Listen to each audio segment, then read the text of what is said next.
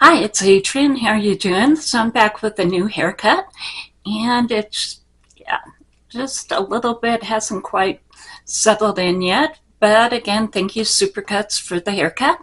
And burgundy started off last year being the it color, and it's still going strong in fashion this year. And there have been a couple of releases, so I decided to go ahead and do a burgundy look to keep up with the times, and started off with the Revolution Skin Silk in F2 and the e.l.f. Bronzing Drops in Rose Gold. So I went ahead and mixed those. I did use a little bit of the NYX Bear With Me concealer as well. And then what I did for the, bronzer was, this is a Sunrise bronzer from Flower Beauty, so I went ahead and used that. I grabbed the Brut Flute. Yeah, that's what it is. It's one of the cream Super Shock shadows from Colourpop, and I went ahead and used that as my blush today. And then the Rare Beauty, the Mesmerize, and it's a really pretty pink highlighter as far as what I have on for my highlighter. And moving on to what I went ahead and did on the lips today. Started off with the e.l.f. and this is a lip stain in red, and I went ahead and added in the Essence Extreme Shine lip gloss over the top. And the stains just work so much easier. They don't gather around here, and they don't end up, down around your chin. And so I'm really enjoying the lip stains. As you get older, you just don't have as much collagen, and it's just a lot easier to go ahead and use a lip stain, especially when you're not going to be able to check your makeup, during the day kind of thing. And they tend to last for the entire day, so that's good too.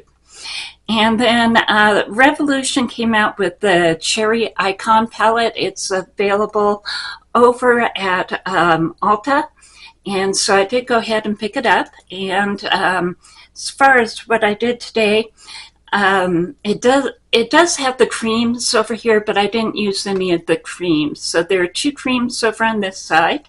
I did go ahead and use the iridescent color. Used it from here to here, and then here to here. And then as far as what I did for the, I put a little bit of this right on the inner corner. Most of the lid is going to be this color, and then this one is going to be on the outer corner. And I did go ahead and use a Colourpop eyeliner as well. So this really pretty palette. Again, burgundy is going to be popular again this year.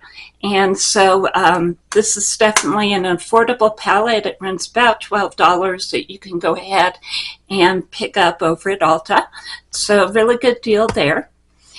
I also went ahead and tried something a little bit different.